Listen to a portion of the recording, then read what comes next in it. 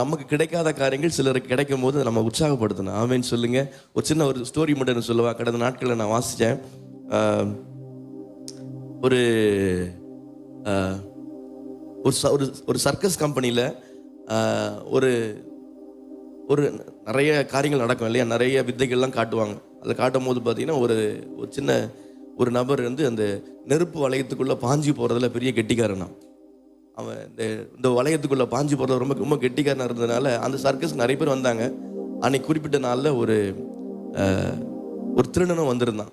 நல்ல அவன் வந்துருக்கும் போது அந்த அந்த சர்க்கஸில் நிறைய காரியங்களை பார்த்ததில் அவனை ரொம்ப வெகுவாய் கவர்ந்தது எது கவர்ந்துச்சுன்னா, அந்த நெருப்பு வளையத்துக்குள்ளே பாஞ்சு போகிறதான அந்த காரியம் ரொம்ப கவர்ந்து. இவ்வளோ கெட்டிக்காரனாக இருக்கிறானே அப்படின்னும் போது ரொம்ப சந்தோஷமாயிடுச்சு. அந்த முடிஞ்ச உடனே அவனை கட்டாயம் பார்க்கணும்னு சொல்லிட்டு அந்த சர்க்கஸ் முடிஞ்ச உடனே அவனை தனியாக கூப்பிட்டு, தம்பி நீ அருமையாக பண்ணுற, இந்த வளையத்துக்குள்ளே எப்படி தான் பாயிறேன்னு தெரில, அவ்வளோ அவ்வளோ அட்டகாசமாக செய்கிறேன் நீ, அதுவும் அந்த நெருப்பு படாமல் அழகாக பாஞ்சு வர்றது ரொம்ப ஆசீர்வாதமாக இருக்குது சொல்லிட்டு, உனக்கு எவ்வளோ சம்பளம் தராங்க ஏதோ குறிப்பிட்ட தொகை சொல்லியிருக்கிறான், என் கூட வந்துடுறியா, நான் உனக்கு இதை விட 2 மடங்கு சம்பளம் தரேன் அப்படின்னு சொன்ன உடனே சரி சம்பளம் தான் அவன் கூட கிடைக்குதுன்னு சொல்லி கூட்டிகிட்டு போயிட்டான்.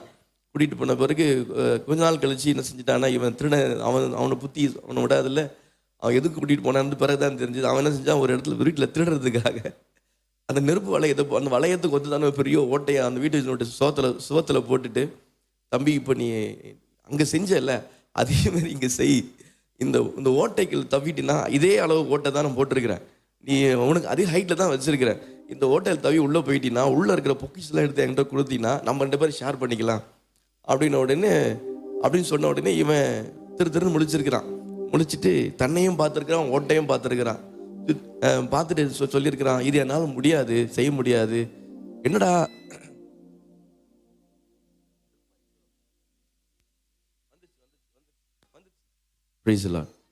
இது என்னால் செய்ய முடியாது சொன்ன, ஏடா அங்கே நல்லா செஞ்சுட்டு இருந்தேன், இப்போ செய்ய முடியாதுன்னு சொல்கிறேன், அதே அளவு தானே ஓட்டையை வச்சிருக்கிறேன், அதே ஹைட் தானே வச்சிருக்கிறேன், ஈஸியாக போகலாம் இல்லைன்னும் போது, ஐயா உண்மையிலே எனக்கு எந்த தாழ்ந்தும் கிடையாது, எந்த விதமான திறமையும் கிடையாது, நான் அந்த இடத்துல அந்த வளையத்துக்குள்ள தவுனதுக்கு காரணமே என்னன்னா, சுற்றி இருந்த ஜனங்க கை தட்டி அந்த உற்சாகத்தில் தான் நான் தாவணே தவிர எனக்கு எந்த திறமையும் கிடையாது, இங்கே ஓட்டை இருக்குது எல்லாம் இருக்குது, ஆனால் மக்கள் இல்லையே, மக்கள் உற்சாகப்பட்டினா தானே நம்ம உள்ள தாவ முடியும் அப்படின்னு சொன்னானா. அல்லேலூயா. அதனால எந்த திறமையும் எந்த தாளந்தும் இல்லைனாலும் பரவாயில்ல, அவங்க மற்றவங்களுக்குள்ள வெளிப்படக்கூடிய சில காரியங்களை நம்ம பார்த்துட்டோம் அப்படின்னா அதை உற்சாகப்படுத்தும் போது அவங்களுக்குள்ள எல்லாத்தையும் வெளியில் வந்துடும். ஆமேன்னு சொல்லுங்க. அல்லேலூயா. இருக்கிறதும் போகணுன்னா சும்மா போயிடலாம், இல்லாத வெளியில் வரணும்னா அதை பார்த்து உற்சாகப்படுத்தினா இல்லாத வெளியில் வரும். ஆமேன்னு சொல்லுங்க. அல்லேலூயா. So God bless you. So இந்த நாளில் பிறந்த நாள்